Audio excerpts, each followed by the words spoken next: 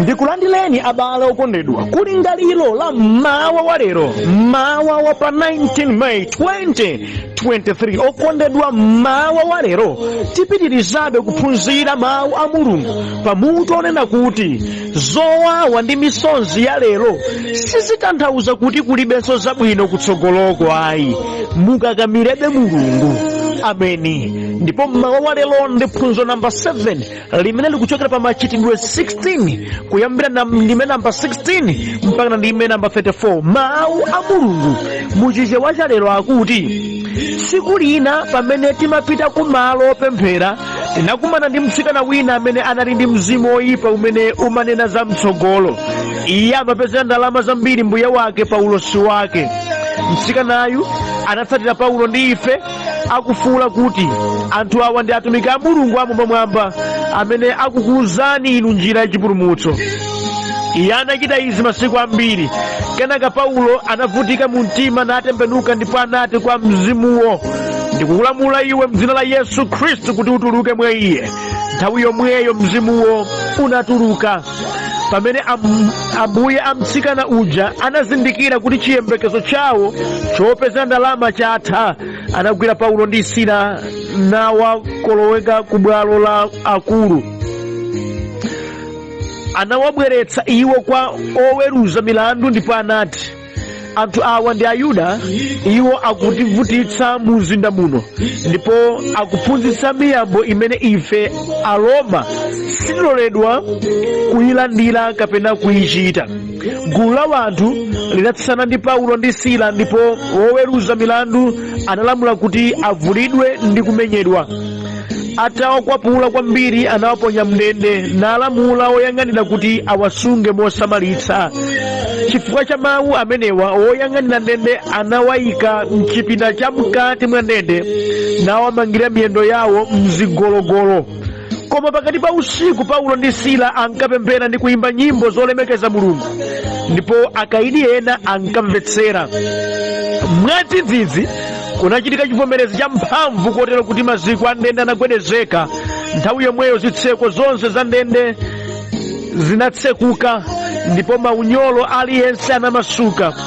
Woyang'anira ndende uja atadzuka kutulo anaona kuti zitseko za ndende zinali zotsekula, ndipo anasolola lupanga lake nafuna kudzipha chifukwa ankaganiza kuti amndende adathawa.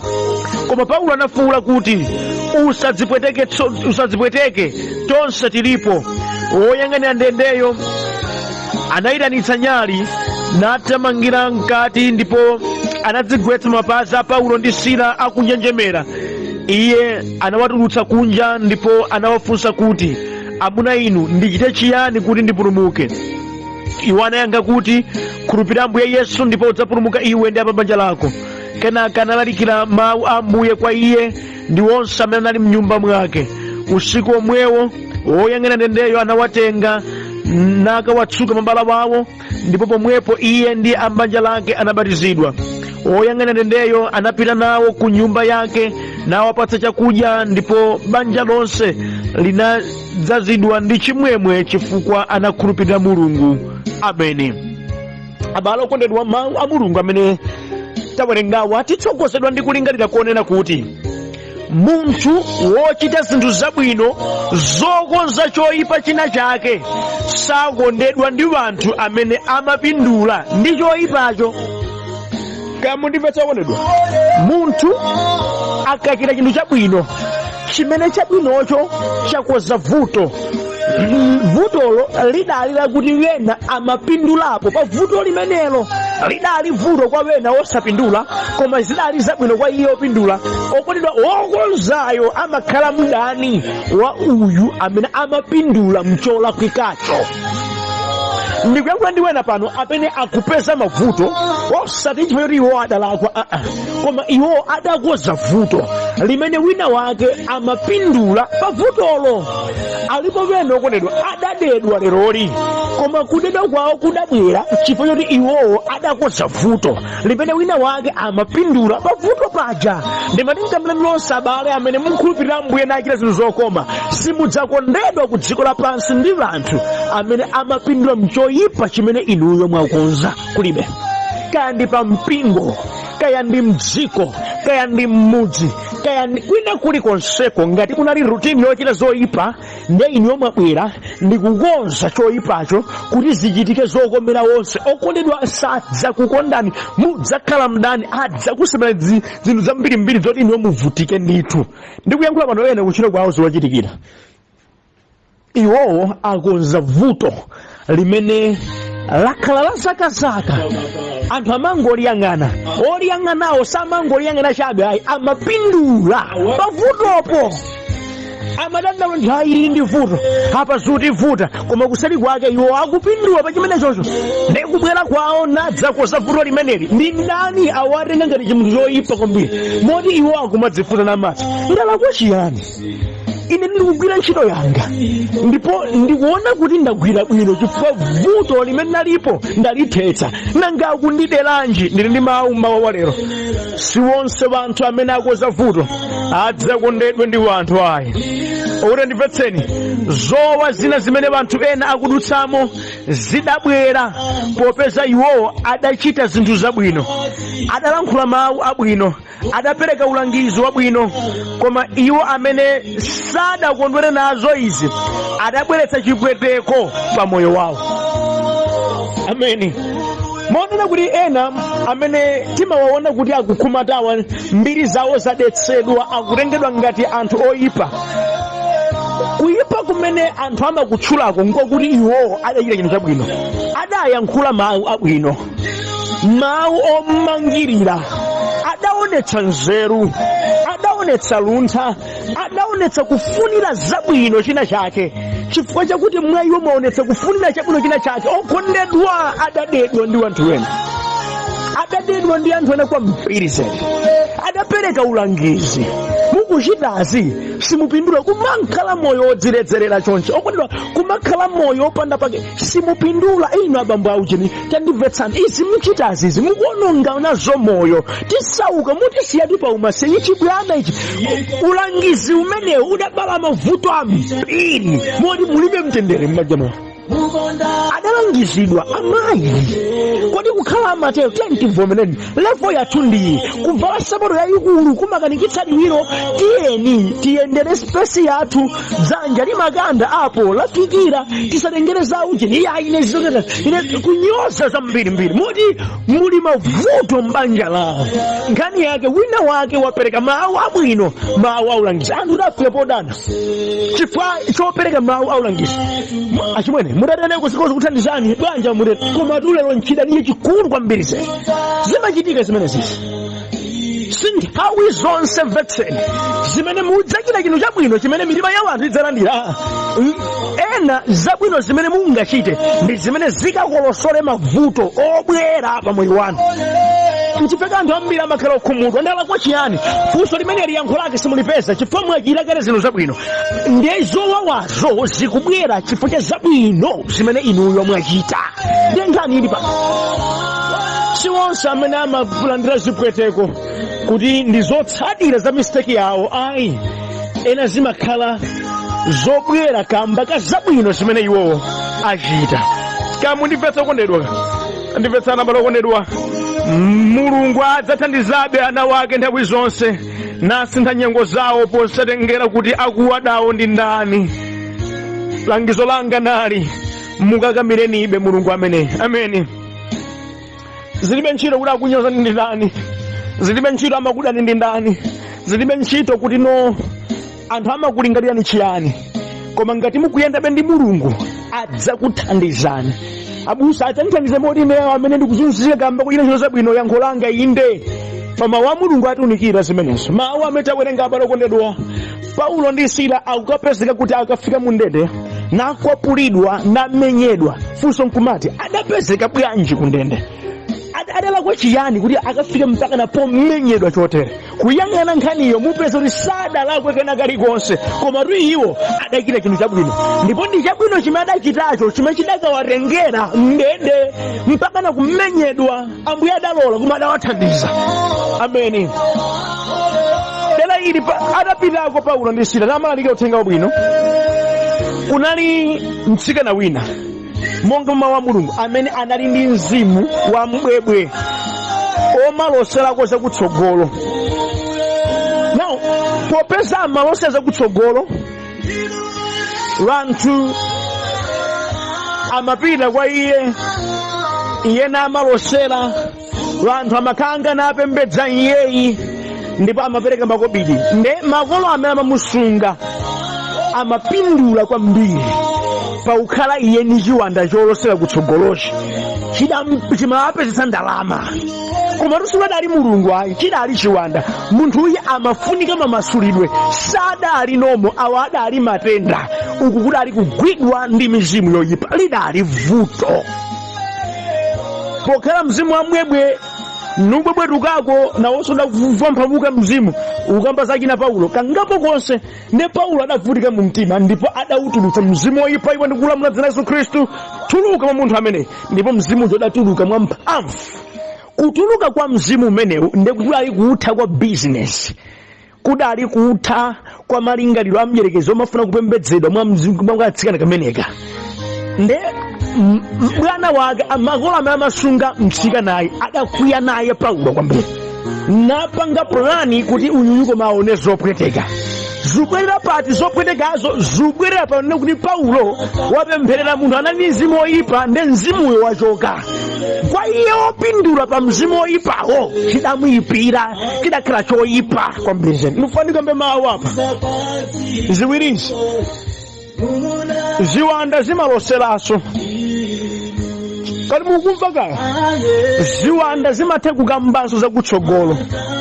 Mdierekezi amakopera zimene zizi ndi chonga chotera kuti vanthu amene amakhala ndi njala yongofuna kudziwa zakutsogolo aziona ngati mulungu, ndipo azichita kena kalikonse kamene ziwandazo zinganene.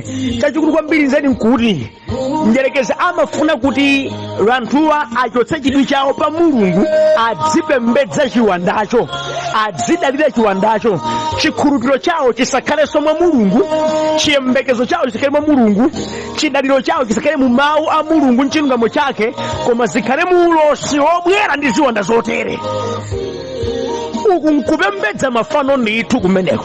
Andi masiku athu anu matsoka zafalikira, kungoona munthu amene akamba zakutsogolo timamtenga ngati amene ndi mtumiki wa mulungu. Sizoona, chifukwa ziwandaso zimakamba zakutsogolo.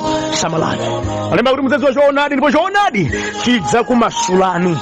Amene zilipo zoonadi zimene ambuye amachita amakamba zakutsogolo, koma sizonse. Zina nzokopera nzakumidima monga mene mawu a mulungu apa akutionetsera. Zongofuna kupezerapo chuma, zongofuna kupembedzedwa, zongofuna kukhotetsa mitima ya vanthu. Number 2, Paulo adazindikira ndi vuto lofuna kukonzedwa, adamva chisoni ndi mzimu mtsena amene, ndipo adapemphera kuti amasulidwe, ndipo atamasulidwadi chidali chokondweretsa kwa mtsikanayi, chifukwa adzikhala opanda ziwanda, koma chidali choyipa kwa amene amapindula pa ziwandazo. Ndikambe nanu, munthu amene apindula pa uchimo, munthu amene apindula pa cholakwika, nthawi zonse amateteza cholakwikacho kuti chidzipitirirabe. Nchifukwa mupeza kuti mavuto ena samatha mdzikoli, mavuto samatha pakati pano, chifukwa kuti wena wopindula pa vutolo amateteza vuto lili khalebe kuti ine mpindule, chifukwa vuto lili katha upindula kwanga kwathaso.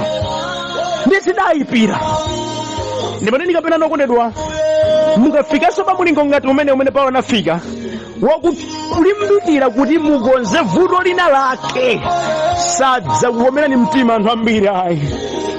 Wena ndithu adzabweretsa zipweteko pa moyo wanu, chifukwa chakuchita zinthu kwanu mwachifundo komweko, chifukwa chakukhudzika mtima kwanu komweko, chifukwa chakufunira dziko zabwino komweko, chifukwa chakufunira banja zabwino komweko, chifukwa chakufunira mpingo zabwino komweko.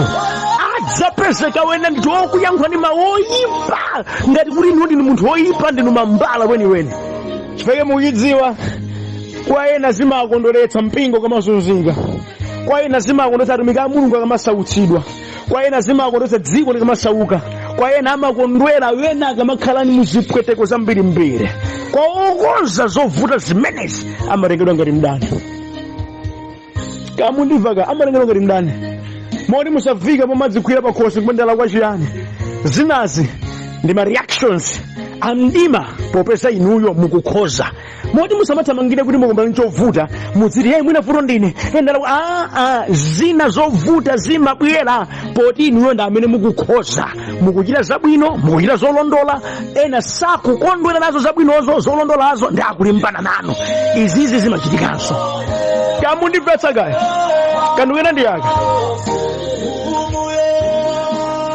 zimatheka munthu osalakwa kanthu kuzunzika dziko nkukuona ngati ndiwe munthu woyipa mabwalo a dziko nkukuweruza napeza kuti iwe ndiwe munthu woyipa koma chonsecho sudalakwe kena kalikonse dziko limakana ndikuyankhula ndiwena pano amene akanidwa ndi dziko chilungamo chawo pa dziko pano palibe.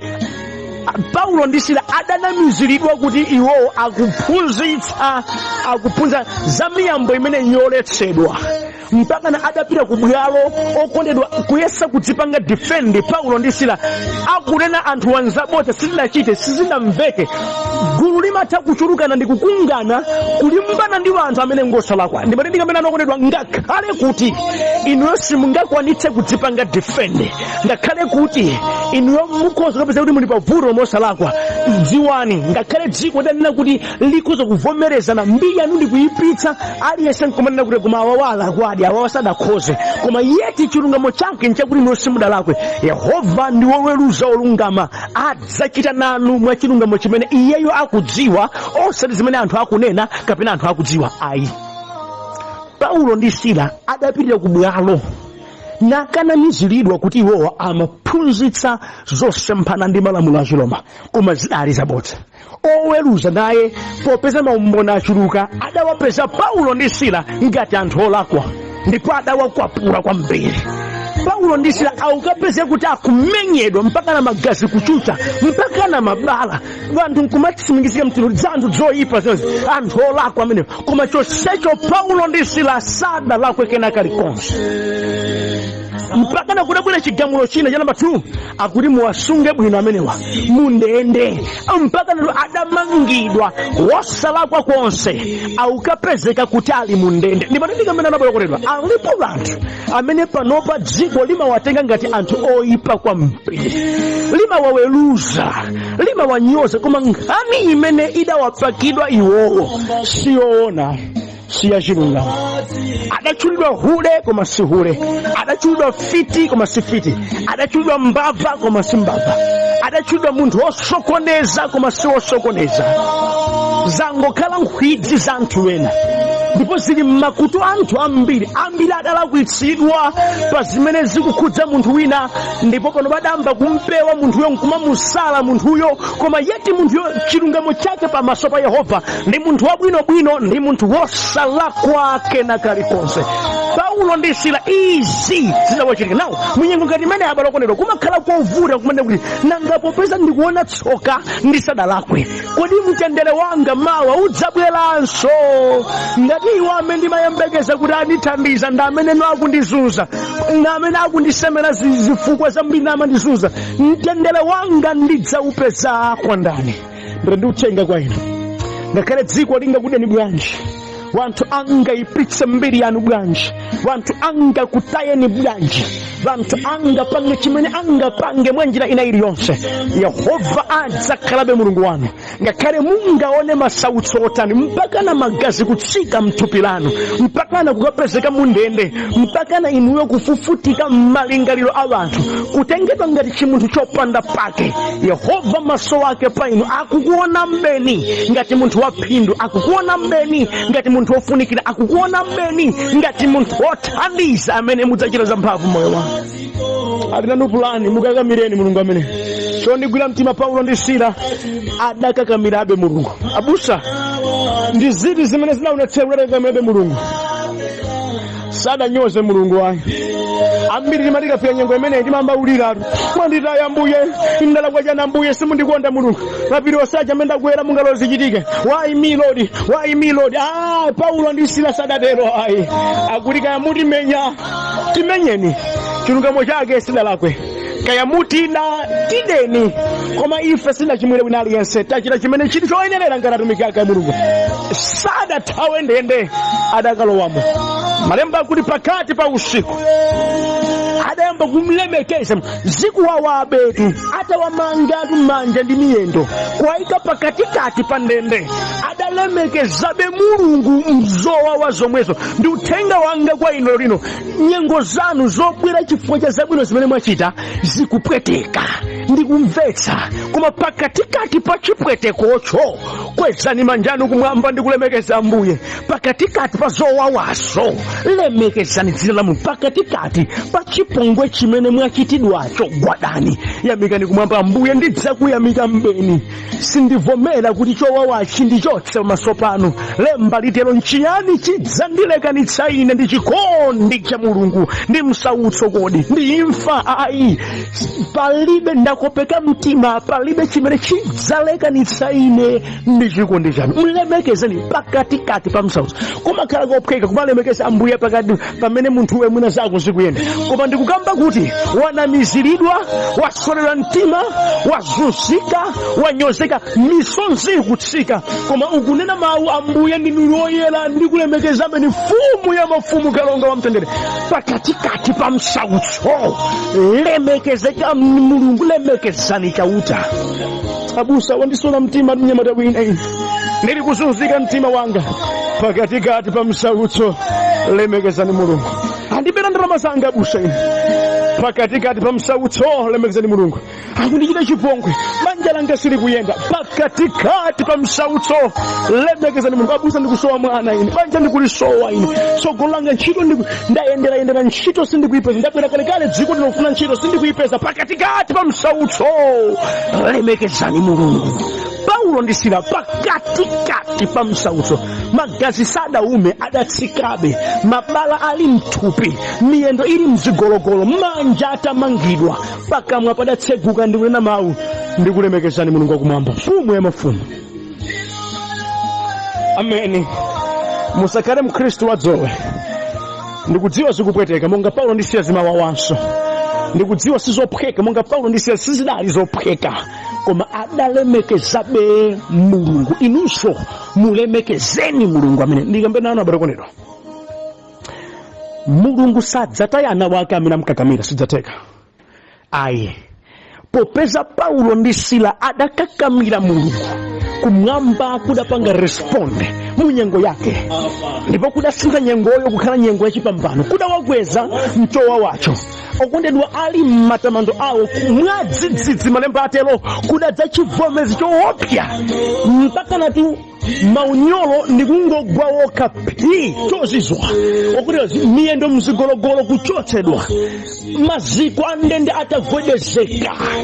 Kandimvetsani, chidachitika Mulungu amapanga responde kumatamando ana wake.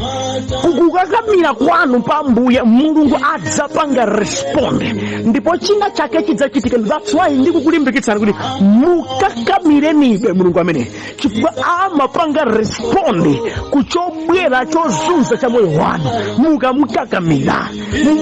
Okondedwa, mpaka na wandende ataona kuti zitseko za masuzo osatseguka, kuganiza kwake amati anthu aja athawa, nalandira kale mawine kuti ndasunge bwino ndakanika, anthu aja apita, kuchatsalira ndidziphe ine. Paulo akuti ayi, usadziphe.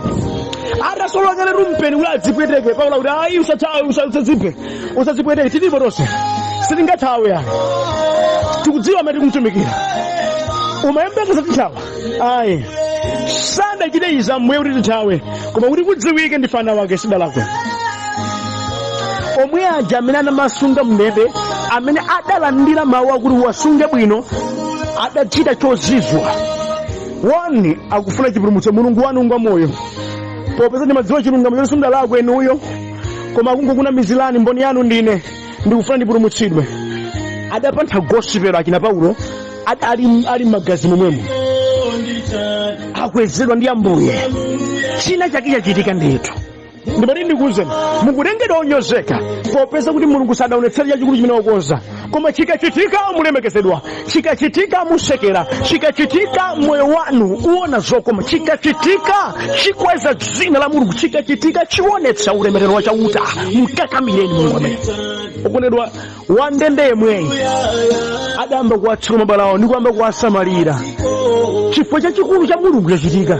Wandende mweyi adatengera kunyumba kuphwanya malamulo tsopano iyeyo anamuti wasunge mndende iyeyo no ndatengera kunyumba kwanga. Zachitika zinthu zodabwitsa, ndipo izi zidapangitsa kuti mnyumba mwakemo mukhale chimwemwe chopambana, chifukwa uthenga wabwino udakapeka komweko. Mulungu asina nyengo, simudzakhala mndende nthawi zonse ayi. Mulungu achite chozizwa kuti mwina nkutheka amene akukudanilerowa akuchita chipongwererowa, Mulungu achita kenanga ake amene kawatsegule maso, ndomwewa amene adza kusamalirani, ndomwewa amene adza kulemekezani, ndomwewa amene adza kutumikirani nthawi yanu yachikumumwe.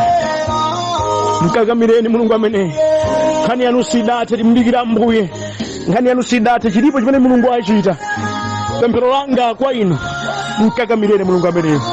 Mkakamireni monga ndikira ndi Paulo ndi Sila achitenso ndi moyo wanu. Ndikufuna ndipempherere mawu anu labwino kondedwa. Ndikudziwa mukudutsa muzochuluka zimene zafikani mundende monga Paulo ndi Sila, zakusautsani, ndipo pachabwino chimene mumayesa kuchita chimene mulandira ndi chipongwe.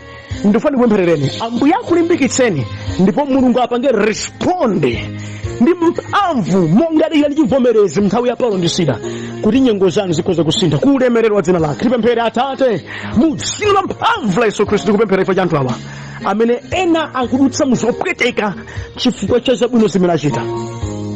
Dziko ndikuwatenga ngati amambala anthu opanda pake, laveka mayina ndi zipongwe zambiri, koma ndiri kuwapempherera mu dzina la mphamvu la Yesu Khristu kuti muyang'anire vuto lawo. Ambuye ndikuchitapo kanthu, mupange respond, tawapangani visit, tawaonetserani mphamvu zakumwamba zimene ziwadziwitse kuti Mulungu muli nawo limodzi. Achiteni chozizwa chimene chipuputa misozi yawo, monga wandende adasamalira mabala achina Paulo ndi Sila. Lolani muchite kanthu kamene apezeke wina apupute mabala azitonzo, mabala azikhumudwitso, mabala Ambuye azipongwe amene adawafikira mthupi lawo kamba kochita zabwino. Pamene akukakamirani Ambuye Yesu, chileni chodabwitsa moyo wawo. Ndikupemphera alimbikitseni kukakamirani, ndipo pakatikati pa kusautsidwa kwawo atchulebe dzina lanu mungokhulupirika, ndipo inu mumve ndi kuthandiza. Chisomo chanu chiwakutire ndi kuonetsera ulemerero wanu mu dzina la mphamvu la Yesu Khristu. Amen.